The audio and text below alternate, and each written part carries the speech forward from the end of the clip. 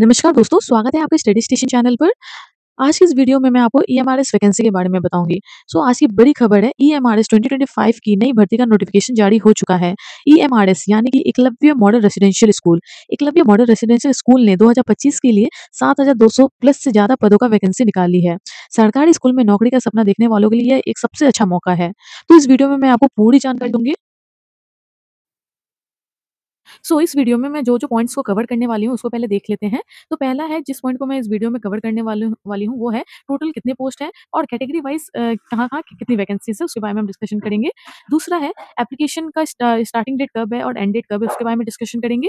तीसरा है हमारा एलिजिबिलिटी क्राइटेरिया क्या है, एज लिमिट कितने तक है, उसके बारे में डिस्कशन करेंगे। उसके बाद हम जो लास्ट डिस्कशन करेंगे, वो है एग्ज़ाम पैटर्न और सिलेक्शन प्रोसेस के बारे में। ओके। तो दोस्तों, वीडियो को अंत तक ज़रूर देखें ताकि कोई भी जानकारी आपसे छूट ना जाए। अगर वीडियो मददगार लगे तो लाइक, शेयर और सब्सक्राइब करना ना भूलें। तो दोस्तों, एकलव्य मॉडल रेसिडेंशियल स्कूल में 7,200 प्लस वैकेंसीज आई हैं, जिसमें से लगभग 5,000 प्लस टीचिंग पोस्ट है। यानी अगर मैं टीजीटी की बात करूँ तो इसमें अच्छी खासी पोस्ट आई हुई है। लगभग 4,000 के करीब इसमें टीजीटी की पोस्ट आई हुई है। और अगर मैं पीजीटी की बात करूँ तो इसमें 1,500 प्लस पीजीटी के लिए पोस्ट आई हुई है। तो ईएमआरएस बेसिकली ये एक इसमें टीचिंग जॉब है और आप कह सकते हो ये गवर्नमेंट जॉब है।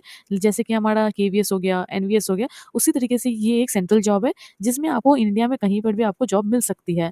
बेसिकली इसमें क्या होता है, ये रेसिडेंशियल स्कूल होती है। इसमें आपको वहीं कैंपस के उधर ही आपको रहना पड़ेगा, बच्चे भी वहीं रहेंगे और ये ज़्यादातर रिमोट एरिया में होती है। और ये जो ईएमआरएस होती है, इसमें आपको ज़्यादातर ट्राइबल बच्चे देखने को मिलेंगे, जो एसटी कास्ट से बिलॉन्ग करते हैं। तो सबसे पहले हम बात करते हैं total post and category wise vacancies के बारे में। तो यहाँ आप टोटल वैकेंसी देख सकते हो मेरे स्क्रीन पर, जो कि है 7,267। ये हमारे क्या है, टोटल वैकेंसीज है, जिसमें से कुछ टीचिंग के पोस्ट है, कुछ नॉन टीचिंग के पोस्ट है। ओके। इसी में से जिसमें प्रिंसिपल के लिए है 225 है, पीजीटीज के लिए जो वैकेंसीज है वो है 1,460 है, टीजीटी के लिए है 3,962 है, फीमेल नर्स के लिए 550 है, हॉस्टल वार्डन के लिए 635 है, अकाउंटेंट के लिए 61 है, जीएसए के लिए 228 है एंड लैब अटेंडेंट के लिए 146 है। और ये सारे वैकेंसीज मिला के टोटल हो रहे हैं हमारे 7,267। ओके। तो इसमें से आप देख सकते हो जो टीचिंग पोस्ट है वो 5,000 से ज़्यादा है, बाकी क्या है, हमारे नॉन टीचिंग पोस्ट है। अब हम कैटेगरी वाइज़ देखते हैं यहाँ पर सबसे पहले हम देखते हैं प्रिंसिपल पोस्ट के लिए। तो ये जो प्रिंसिपल की जो नौकरी होती है, ये ग्रुप ए की नौकरी होती है।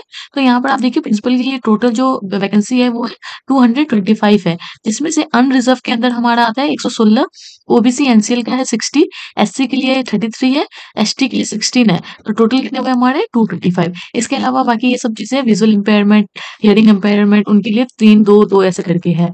ओके। उसके बाद हम देखते हैं पोस्ट ग्रेजुएट टीचर पीजीटीज़ जो ग्रुप ए के अंदर आता है। तो यहाँ पे अलग-अलग पीजीटीज़ के अंदर PGT English, PGT Hindi, PGT maths, PGT chemistry अलग-अलग सब्जेक्ट्स दिए गए हैं। तो टोटल जो पीजीटी की पोस्ट है वो है 1460। इसको डिवाइड किया गया है सब्जेक्ट वाइज़। जैसे इंग्लिश में टोटल वैकेंसी है 112 112 है, हिंदी के लिए 81 है, मैथ्स के लिए 134 है, केमिस्ट्री के लिए 169 है। इसमें भी इंग्लिश में जैसे टोटल 112 है, लेकिन इसमें अनरिज़र्व के लिए 47 है, ईडब्ल्यूएस के लिए 11 है, ओबीसी एनसीएल के लिए 30 है, एससी के लिए 16 है, एसटी के लिए 8 है। तो आप ये चार्ट इज़िली पॉज़ करके देख सकते हो, यहाँ पर पूरा डिटेल में दिया गया है, किस कैटेगरी में कितने वैकेंसीज़ हैं। ओके, यहाँ पर टोटल देख सकते हो हमारे पीजीटीज़ के अंदर टोटल कितने हैं 1460 है। इसको पूरा डिवाइड किया गया है, आप इसको देख सकते हो। और मैं अब नेक्स्ट आ गया हमारा टीजीटी, ट्रेन ग्रेजुएट टीचर्स। तो ये ट्रेन ग्रेजुएट टीचर को ना 3 ग्रुप में डिवाइड किया गया है, यहाँ पर आप देख सकते हो। ये ट्रेन ग्रेजुएट टीचर है जो मेन सब्जेक्ट होती है। उसके अलावा आप नीचे देखिए यहाँ पे train graduate teacher regional language, जो लैंग्वेजेस होते हैं उसके लिए। उसके बाद आप नीचे देखिए train graduate teacher miscellaneous category of teacher, ये भी ग्रुप बी के अंदर आते हैं, ठीक है? तो अब आप देखिए टीजीटी में जो मेन सब्जेक्ट है उसके लिए यहाँ पर टोटल पोस्ट कितने हैं, टोटल टोटल वैकेंसी 2550 है, जिसमें हिंदी के लिए 424 है, इंग्लिश के लिए 395 है, मैथ्स के लिए 381 है, सोशल स्टडीज के लिए 392 है, साइंस के लिए 408 है, कंप्यूटर साइंस के लिए 550 है। इसको भी डिवाइड किया गया है। जैसे हिंदी के लिए अगर वैकेंसी 424 है तो इसमें से अनरिजर्व के लिए 174 है, ईडब्ल्यूएस के लिए 42 है, ओबीसी एनसीएल के लिए 114 है, एससी के लिए 63 है, एसटी के लिए 31 है। बाकी ये सारी चीजें क्या है, इम्पेयरमेंट ग्रुप के लिए है, जैसे 4445। ओके, अदर्स के लिए 5 है इसमें। आपको रोक कर ये बाकी का पढ़ सकते हो। इंग्लिश में जैसे 395 है तो अनरिजर्व के लिए 162 है। तो इसको आप वीडियो रोक कर एक बार अच्छे से देख लो। अगर आपका जो भी सब्जेक्ट है, उस सब्जेक्ट को लेकर देख लो। जैसे अगर मेरा सोशल साइंस है तो मैं ये सोशल साइंस का देखूँगी कि टोटल वैकेंसी कितने हैं, 392 है, जिसमें से अनरिजर्व के 161 है, ईडब्ल्यूएस के 39 है, ओबीसी एनसीएल के लिए 105 है। तो आपका जो भी सब्जेक्ट है उसके अकॉर्डिंग आप अपना डिटेल चेक कर लो। ओके। वैसे हमारा आता है train graduate teacher regional language, ये ग्रुप बी की जॉब है। इसमें क्या होता है, अगर आप लैंग्वेज टीचर बनना चाहते हो तो उसके लिए कितने पोस्ट है। जैसे एसएमएस टीचर बनना चाहते हो टीजीटी के अंदर, तो यहाँ पे नंबर ऑफ वैकेंसी एसएमएस के लिए कितने हैं, 8 है, जिसमें से अनरिजर्व के लिए 5 है, ईडब्ल्यूएस में 0 है, ओबीसी एनसीएल में 2 है, एससी के लिए 1, एसटी के लिए भी 0 है। तो ये लैंग्वेज टीचर्स के लिए है। ओके। उसके बाद है train graduate teacher miscellaneous category of teacher. Miscellaneous मतलब जैसे म्यूजिक टीचर हो गए, आर्ट टीचर हो गए, पीटी टीचर हो गए, लाइब्रेरियन हो गए, ये सारी चीजें किसमें आती है, मिसलेनियस में आती है। तो इसमें क्या है, इसमें टोटल कितने हमारे 1189 है। ओके। टोटल वैकेंसी कितने हैं, 1189। बच्चे के लिए टोटल जो वैकेंसी है वो 314 है, आर्ट के लिए है 279 है, पीटी टीचर मेल के लिए है 173, पीटी टीचर फीमेल के लिए है 299, लाइब्रेरियन के लिए है 124। तो इसको टोटल मिला के कितने हो गए, 1189। तो इसमें भी ये कैटेगरी वाइज डिवाइड किया गया है। आप वीडियो को रोक कर इसको आसानी से देख सकते हो। ओके। तो जैसे कि यहाँ पर रिजर्व के लिए 129 है, ईडब्ल्यूएस के लिए 31 है।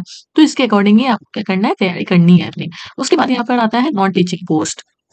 आप देख सकते हो जो टोटल नंबर ऑफ वैकेंसीज है वो है 1620। इसमें से हॉस्टल वार्डन के लिए है 346, हॉस्टल वार्डन फीमेल के लिए है 289, फीमेल स्टाफ नर्स के लिए 550 है, अकाउंटेंट के लिए 61 है, जेएससी के लिए है 228 और लैब अटेंडेंट के लिए है 146। ये टोटल कितने हो गए वैकेंसी, 1620।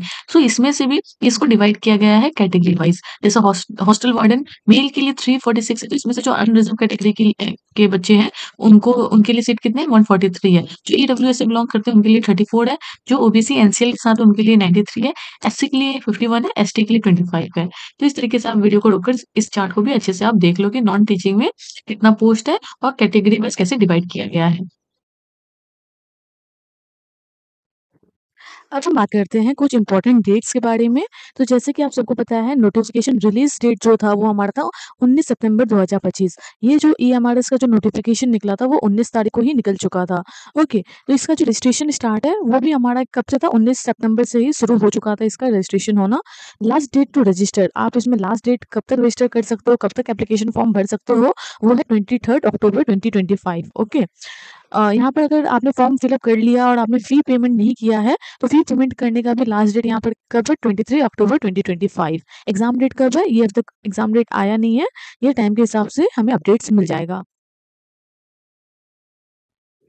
अब हम बात करते हैं ईएमआरएस एलिजिबिलिटी क्राइटेरिया। अब हम इसमें बात करेंगे कि हर एक पोस्ट के लिए क्या-क्या हमें क्वालिफ़िकेशन चाहिए। तो आप यहाँ पे देख सकते हो प्रिंसिपल पोस्ट के लिए हमें मास्टर डिग्री होना पड़ेगा किसी भी सब्जेक्ट में, साथ में बीएड होना पड़ेगा, बीएड नहीं है तो इक्विवेलेंट डिग्री कोई होना पड़ेगा, प्रोफिशिएंसी होना पड़ेगा इंग्लिश, हिंदी दोनों में पढ़ाने के लिए। ओके, उसके बाद है यहाँ पे person working in any of the government department, वो पर्सन का कोई वर्किंग एक्सपीरियंस होना पड़ेगा, होल्डिंग एन एनालॉगस पोस्ट, कोई भी पहले से ही कोई भी पोस्ट में होना पड़ेगा, 10 years of experience in teaching vice principal, PGT TGT, ऐसा कोई एक्सपीरियंस होना पड़ेगा उसके 10 इयर्स का, या तो पीजीटी पोस्ट में 10 इयर्स का एक्सपीरियंस होना पड़ेगा, या तो टीजीटी पोस्ट में, या तो as a vice principal experience होना पड़ेगा, वो भी कोई भी recognise high school, higher secondary school में या फिर सीनियर सेकेंडरी स्कूल में। उसके बाद अगर वाइस प्रिंसिपल के लिए अगर आप ट्राई कर रहे हो तो वाइस प्रिंसिपल के लिए मास्टर डिग्री चाहिए, बीएड वही सेम, बीएड के साथ अगर बीएड नहीं है तो कोई भी उसके साथ इक्विवेलेंट डिग्री जो होती है वो होनी पड़ेगी, प्रोफिशिएंसी होनी पड़ेगी हिंदी एंड इंग्लिश में पढ़ाने के लिए, 2 साल का एक्सपीरियंस होना पड़ेगा, पीजीटी आपको मतलब 2 साल अगर आप पीजीटी पोस्ट में काम किए हो तो भी आप इसमें एलिजिबल हो जाओगे, वो भी सेंट्रल गवर्नमेंट, स्टेट गवर्नमेंट या फिर किसी भी ऑटोनोमस ऑर्गेनाइजेशन में। उसके बाद ये हो गया हमारा एजुकेशन क्वालिफिकेशन। उसके बाद इसमें डिज़ायरेबल क्वालिफिकेशन भी आपसे माँग लेगा, 3 years experience in fully residential school. अगर आप ईएमआरएस के लिए कर रहे हो तो ईएमआरएस क्या हमारा रेजिडेंशियल स्कूल है, तो इसीलिए इसमें 3 इयर्स का एक्सपीरियंस माँग रहा है आपसे, वो भी रेजिडेंशियल स्कूल में। अगर आप पीजीटी टीचर बनना चाहते हो तो पीजीटी के लिए क्या-क्या यहाँ पे एजुकेशन क्वालिफिकेशन चाहिए, डिज़ायरेबल क्वालिफिकेशन चाहिए, अब मैं उसके बारे में बता रही हूँ। तो यहाँ पर देखिए पीजीटी के लिए अगर आप पीजीटी टीचर बनना चाहते हो that is post graduate teacher, तो यहाँ पे इसके लिए चाहिए 2 years integrated post graduate course from a regional college of education of NCERT in the concern subject with at least 50% marks in aggregate. तो यहाँ पे अगर आपके पास एमए, एमएससी प्लस बीएड है या फिर एमए प्लस बीएड है इंटीग्रेटेड कोर्स, तो इसकी वैल्यू होगी वो भी 50% मार्क्स के साथ होनी पड़ेगी। अगर ये नहीं है और है मतलब इन दोनों में से कोई एक चाहिए। अगर ये इंटीग्रेटेड कोर्स आपके पास नहीं है तो आपके पास पोस्ट ग्रेजुएट टीचर के लिए मास्टर डिग्री होना पड़ेगा जिस भी सब्जेक्ट के लिए आप अप्लाई कर रहे हो। जैसे इंग्लिश के लिए आप अप्लाई कर रहे हो तो इंग्लिश लिटरेचर में आपके पास मास्टर डिग्री होना पड़ेगा। पीजीटी हिंदी के लिए ट्राई कर रहे हो तो हिंदी और संस्कृत में with Hindi as one subject as the graduate level. अगर आप पीजीटी हिंदी के लिए ट्राई कर रहे हो तो एमए हिंदी या फिर संस्कृत होना पड़ेगा, लेकिन हिंदी आपका एक सब्जेक्ट होना पड़ेगा ग्रेजुएट लेवल तक इसमें। अगर आप मैथमेटिक्स के लिए अप्लाई कर रहे हो तो आपका एमएससी या फिर एमए आपको मैथमेटिक्स में या फिर अप्लाइड मैथमेटिक्स में होना पड़ेगा। अगर फिजिक्स के लिए अप्लाई कर रहे हो तो एमए आपका एमएससी आपका फिजिक्स में होना पड़ेगा या फिर अप्लाइड फिजिक्स में होना पड़ेगा या तो न्यूक्लियर फिजिक्स में होना पड़ेगा।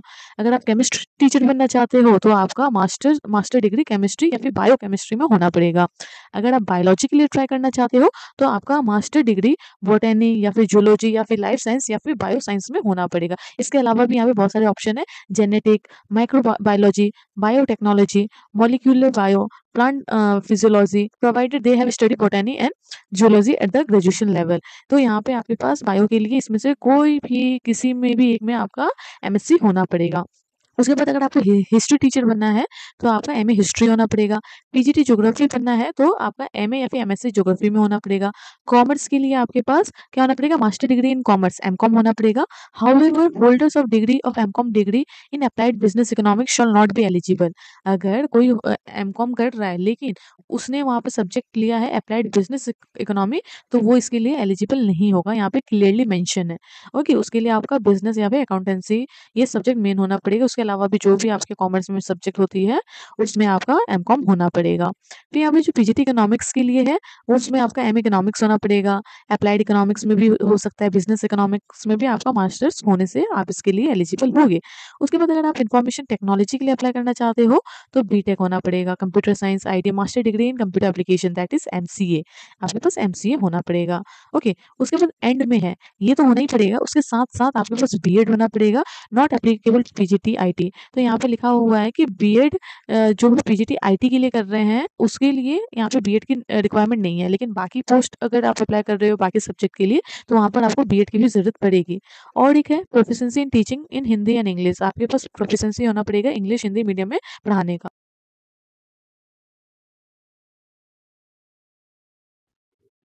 अब नेक्स्ट है हमारा TGT teacher that is train graduate teacher. अगर आप ट्रेन ग्रेजुएट टीचर बनना चाहते हो, आपके पास मास्टर डिग्री नहीं है, आपके पास ग्रेजुएशन और बीएड है, तो आप इसके लिए ये पोस्ट के लिए अप्लाई कर सकते हो। तो इसमें जो आपका एजुकेशन क्वालिफिकेशन चाहिए वो देखते हैं हम सबसे पहले। तो सबसे पहले यहाँ पे इंटीग्रेटेड कोर्स के बारे में बात किया गया है, वो भी regional college of education of NCERT in the concern subject with at least 50% marks in aggregate. तो सिंपल वही है, आपके पास इंटीग्रेटेड कोर्स होगा तो भी आप इसके लिए एलिजिबल हो। इंटीग्रेटेड कोर्स मतलब आपके पास BA plus BEd integrated course होगा या फिर BSc plus BEd integrated course होगा, वो 50% मार्क्स के साथ आप इसके लिए एलिजिबल हो। अगर आपके पास इंटीग्रेटेड कोर्स नहीं है तो और लिखा हुआ है, अगर ये नहीं है तो ये भी चलेगा। तो इसमें है और में है bachelor degree with at least 50% marks in the concern subject combination of subject and in aggregate. तो उसमें आपके पास बैचलर डिग्री होना पड़ेगा 50% मार्क्स के साथ और आपको सब्जेक्ट कॉम्बिनेशन में होना पड़ेगा। जैसे कि बैचलर डिग्री अगर आपके पास हिंदी में है तो आपका 3 साल वो जो ग्रेजुएशन होती है 3 साल आपका हिंदी होना पड़ेगा, Hindi as a main subject होना पड़ेगा। अगर आप इंग्लिश टीचर के लिए अप्लाई कर रहे हो तो English as a main subject in all 3 years, तो 3 साल आपका इंग्लिश सब्जेक्ट होना पड़ेगा ग्रेजुएशन लेवल में, तब जाके आप टीजीटी इंग्लिश टीचर बन पाओगे। उसके अलावा अगर आप सोशल साइंस का टीचर बनना चाहते हो तो सोशल साइंस में आपका क्या है, सब्जेक्ट कॉम्बिनेशन बहुत ज्यादा मैटर करती है। तो यहाँ पर देखिए any two of the following main subject at graduation level, इसमें से कोई भी 2 सब्जेक्ट होना पड़ेगा ग्रेजुएशन लेवल पर, और which one must be either history और ज्योग्राफी। इसमें क्लियरली मेंशन किया गया है आपके पास इनमें से तो 2 सब्जेक्ट तो होना पड़ेगा, लेकिन इस 2 कॉम्बिनेशन में में भी आपके पास कोई एक हिस्ट्री या फिर ज्योग्राफी सब्जेक्ट होना पड़ेगा। अगर आपने ग्रेजुएशन लेवल में बीए हिस्ट्री लिया हुआ है आपने, तो हिस्ट्री के साथ आपका ज्योग्राफी होना पड़ेगा, या तो इकोनॉमिक्स होना पड़ेगा, या तो पॉलिटिकल साइंस होना पड़ेगा। अगर आपने ज्योग्राफी लेकर आप बीए कर रहे हो, तो ज्योग्राफी के साथ आपको या तो हिस्ट्री होना पड़ेगा, इकोनॉमिक्स होना पड़ेगा, या तो पॉलिटिकल साइंस होना पड़ेगा, तब जाके आप सोशल साइंस के टीचर बन सकते हो। तो अगर आप मैथमेटिक्स के टीचर बनना चाहते हो, तो मैथमेटिक्स के लिए क्या चाहिए, mathematics as a main subject at graduation level. तो ग्रेजुएशन लेवल में मैथमेटिक्स आपका मेन सब्जेक्ट होना पड़ेगा। उसके अलावा with one of the following as a second subject, आपका सेकंड सब्जेक्ट इनमें से कोई एक होना पड़ेगा। Physics, chemistry, electronics, computer science, economics, commerce and stat, इनमें से कोई आपका एक सेकंड सब्जेक्ट होना।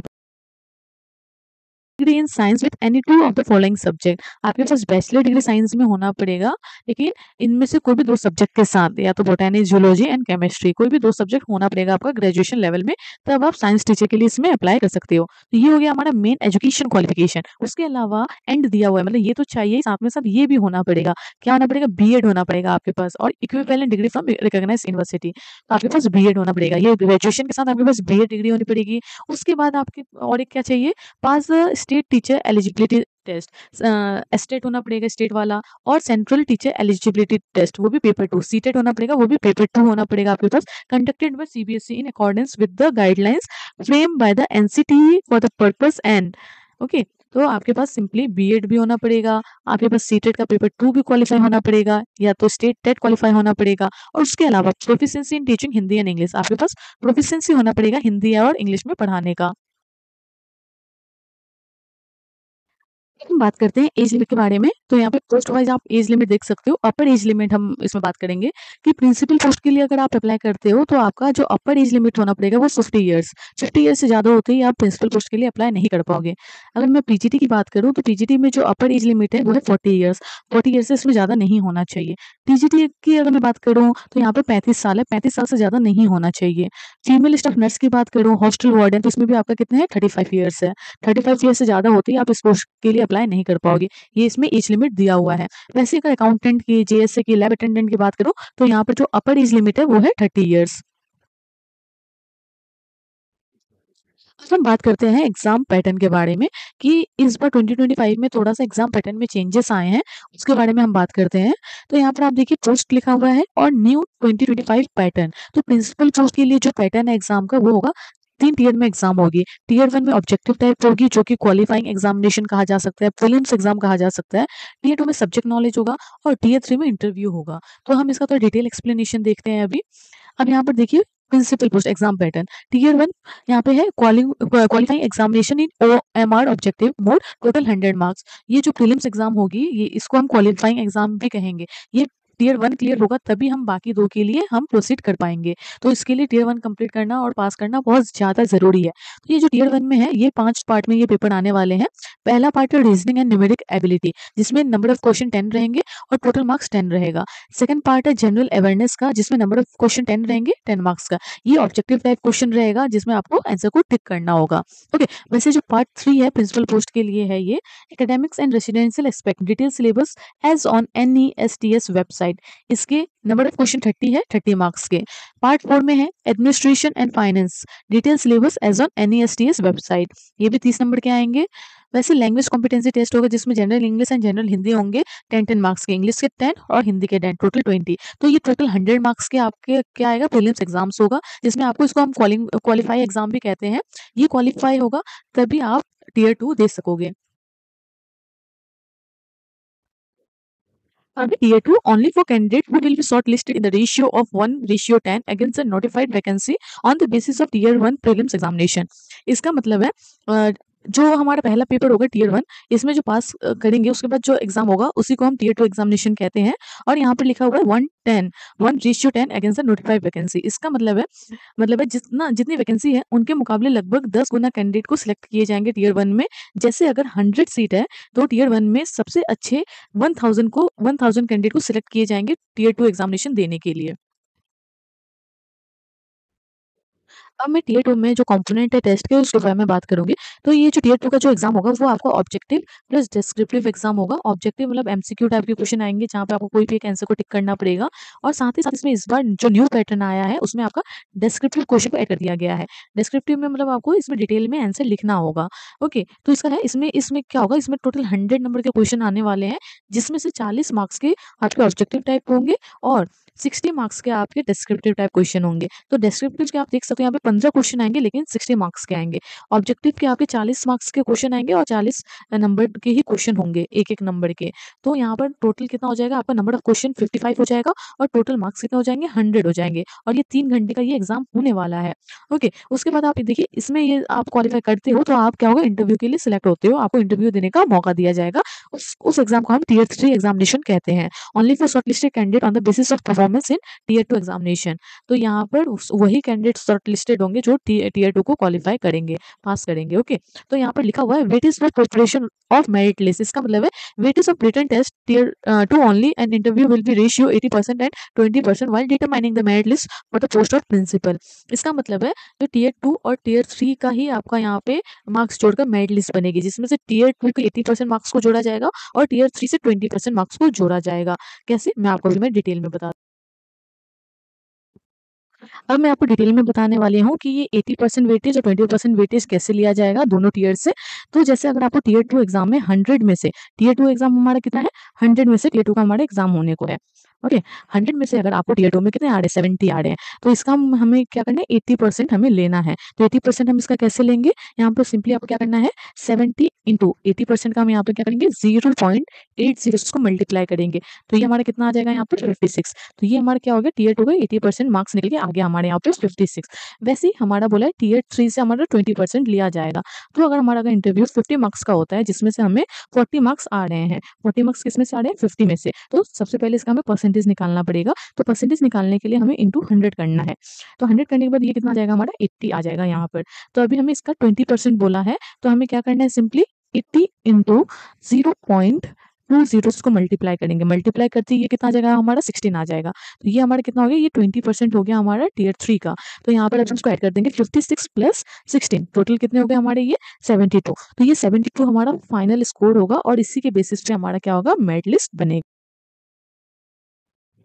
अब हम बात करते हैं टीजीटी एंड पीजीटी के एग्जाम पैटर्न के बारे में। तो आप यहाँ पे मेरी स्क्रीन पे देख सकते हो, जैसे कि प्रिंसिपल में 3 टियर का एग्जाम था, यहाँ पर आपको 2 टियर दिख रहा है। इसका मतलब ये है कि यहाँ पर इंटरव्यू नहीं होगा, आपको बस यहाँ पे क्वालिफाई करना पड़ेगा एग्जाम को, प्रीलिम्स एग्जाम होगा और एक टियर 2 में आपका सब्जेक्ट नॉलेज एग्जाम होगा। तो मैं आपको इसका डिटेल में बता रही हूँ, टीजीटी पीजीटी का सेम है, तो मैं दोनों का एक साथ कंबाइन बताने वाली हूँ। तो यहाँ पर देखिए PGT tier 1 prelims qualify examination in OMR objective mode, total 100 marks. इसमें क्या है, टोटल 100 मार्क्स के ऑब्जेक्टिव क्वेश्चन आने हैं। टोटल पार्ट 6 में डिवाइड किया गया है इसको, जिसमें जनरल अवेयरनेस से 10 नंबर के क्वेश्चन आएंगे, रीजनिंग एबिलिटी से 15 नंबर के क्वेश्चन आएंगे, नॉलेज ऑफ आईसीटी से 15 आएंगे, टीचिंग एप्टीट्यूड से 30 मार्क्स के क्वेश्चन आएंगे, डोमेन नॉलेज से आपके 30 मार्क्स के क्वेश्चन आएंगे, जिसमें से 2 पार्ट में डिवाइड किया गया है। एनईपी से जिसमें 10 नंबर के क्वेश्चन आने हैं और लैंग्वेज कॉम्पिटेंसी 10-10 नंबर के आने हैं, हिंदी से 10, इंग्लिश से 10, टोटल आपके कितने हो जाएंगे, 100 मार्क्स के क्वेश्चन हो जाएंगे। और इसका जो ड्यूरेशन ऑफ एग्जाम रहेगा वो होगा 2 घंटे 30 मिनट का आपका इसका एग्जाम ड्यूरेशन रहेगा। तो यहाँ से आपको क्वालिफाई करने के बाद ही आपको टियर 2 एग्जाम देने का मौका मिलेगा। जैसे ही आप क्वालिफाई करोगे टियर 2 के लिए, तो इसमें क्या होगा, यहाँ पे लिखा हुआ है 1:10 अगेंस्ट द नोटिफाइड वैकेंसी, जो मैंने पहले बताया था। इसका मतलब है टियर 1 में अगर 100 वैकेंसी है तो यहाँ पे 100 के अगेंस्ट 1000 कैंडिडेट को सिलेक्ट किया जाएगा, टियर 2 एग्जाम देने का उनको मौका दिया जाएगा। तो टियर 2 में आप कंपोनेंट ऑफ टेस्ट देख लीजिए, यहाँ पर क्या होगा, ऑब्जेक्टिव एंड डिस्क्रिप्टिव में एग्जाम होगा। ऑब्जेक्टिव में 40 नंबर के क्वेश्चन आने हैं, 40 मार्क्स के। डिस्क्रिप्टिव में 15 क्वेश्चन आने हैं, 60 मार्क्स के। टोटल 100 मार्क्स का आपका क्वेश्चन आएगा, 3 घंटे का आपका ये एग्जाम होगा। ओके, और इसमें जो मेरिट लिस्ट बनेगा वो टोटली आपका टियर 2 एग्जाम के बेसिस पे बनेगा। मतलब ये जो 100 मार्क्स होगा, इस पे आप जितना नंबर लाओगे उसी के बेसिस पे इसमें आपका मेरिट लिस्ट बनेगा। ओके, यहाँ पे क्लियरली लिखा हुआ है, merit list for the post of PGT will be prepared on the basis of the performance in the tier 2 examination only. तो वैसे सेम इसमें क्या है, हमारा टीजीटी के लिए है, इसमें कोई इंटरव्यू नहीं होने हैं। इसमें जैसे आप टियर 2 क्वालिफाई करोगे, उसमें अगर आपका मेरिट लिस्ट में नाम आता है तो आपका सिलेक्शन हो जाएगा। जैसे मैंने आपको बताया टीजीटी और पीजीटी के लिए ऑलमोस्ट सेम रहेगा एग्जाम पैटर्न, जो कि 2 टियर में एग्जाम होगा। लेकिन इसमें क्या है, थोड़ा-सा जो टियर 1 है उसमें थोड़ा-सा यहाँ पर आपको अलग देखने को मिलेगा। आप यहाँ पे ये नोट पढ़िए, for all subject of TGT part 1 to 4 will be common. मतलब इसमें जो ये पार्ट 1 से लेके 4 तक है, इसमें कॉमन तो रहेगा सारे टीजीटी जितने भी अलग-अलग सब्जेक्ट के टीचर है, उसके लिए ये सेम रहेगा। लेकिन इसमें अलग-अलग सब्जेक्ट होती है ना, तो इसमें कहा गया है जो पार्ट 5th है विल बी सब्जेक्ट स्पेसिफिक। तो ये जो पार्ट 5th है डोमेन नॉलेज, ये सब्जेक्ट स्पेसिफिक होगा। आप जिस सब्जेक्ट के लिए ट्राई कर रहे हो उस सब्जेक्ट से रिलेटेड यहाँ पे क्वेश्चन आने हैं। और पार्ट 6 में जो भी अगर आप लैंग्वेज चूज कर रहे हो उस लैंग्वेज के ऊपर आपको क्वेश्चन आने हैं। तो ये थोड़ा सा डिफरेंस है। तो यहाँ पर ये पार्ट 5th एंड 6 में आपको ध्यान देना पड़ेगा। ये सब्जेक्ट के अकॉर्डिंग है कि आप क्या चूज कर रहे हो और क्या आपका सब्जेक्ट है। अब नेक्स्ट है नॉन टीचिंग। इसमें क्या है, objective test plus skill practical typing test. तो इसमें नॉन टीचिंग में पोस्ट के ऊपर डिपेंड करता है कि आपके एग्जाम 2 टियर में होने हैं या 3 टियर में होने हैं। तो मैं आपको यहाँ पे डिटेल में बताती हूँ। आप यहाँ पे देखिए, ये है जेएसए की पोस्ट है जो नॉन टीचिंग पोस्ट है। तो यहाँ पे टियर 1 में वो प्रीलिम्स एग्जाम है जो कि 100 मार्क्स के आने हैं। यहाँ पे ये कॉमन रहेगा। ये ज्यादातर जितने भी नॉन टीचिंग है, तो ये वाली पार्ट जो हमारे प्रीलिम्स एग्जाम की है, ये सब में सेम रहने हैं। जैसे कि ये टोटल आपके 6 पार्ट में डिवाइड रहेगी। Reasoning ability, quantitative aptitude, general awareness, basic knowledge of computer operation, language competency हो गया, लैंग्वेज कॉम्पिटेंसी इंग्लिश हिंदी दोनों में हो गया। ये टोटल 100 क्वेश्चन आएंगे, 100 मार्क्स के आएंगे। ये क्वालिफाई करने पर जेएसए में आपको टियर 2 एग्जाम देने का मौका मिला जाएगा। वही है यहाँ पे 1:10 जो मैंने आपको बता रखा है। तो यहाँ पे जो कंपोनेंट ऑफ एग्जाम वही है, ऑब्जेक्टिव एंड डिस्क्रिप्टिव में एग्जाम होगा। 55 क्वेश्चन रहेंगे, 100 मार्क्स के रहेंगे, 3 घंटे का एग्जाम होगा। तो यहाँ पर लेकिन आपको जेएसए पोस्ट में आपको टियर 3 एग्जाम भी देना पड़ेगा। यहाँ पर टियर 3 एग्जाम क्या है, टाइपिंग टेस्ट है। यहाँ पर आपको टाइपिंग टेस्ट भी क्वालिफाई करना पड़ेगा। ओके, तो यहाँ पर जो भी चीजें हैं और उसी के बेसिस पे आपका यहाँ पे मेरिट लिस्ट बनेगा। लेकिन वैसे ही आप लैब अटेंडेंट का देख लो, जो कि एक नॉन टीचिंग पोस्ट है। तो यहाँ पर ये तो टियर 1 और टियर 2 है, और यहाँ पर लिखा हुआ है preparation of merit list. Merit list for post of lab attendant will be prepare on the basis of performance in the tier 2 examination only. तो यहाँ पर सिर्फ टियर 2 ही एग्जाम होगा। तो जिसमें आपको प्रैक्टिकल स्किल की जरूरत है वहाँ पे टियर 3 का एग्जाम भी होगा। लेकिन जहाँ पे स्किल की जरूरत नहीं है वहाँ पर टियर 2 के बेसिस पर ही आपका मेरिट लिस्ट बने।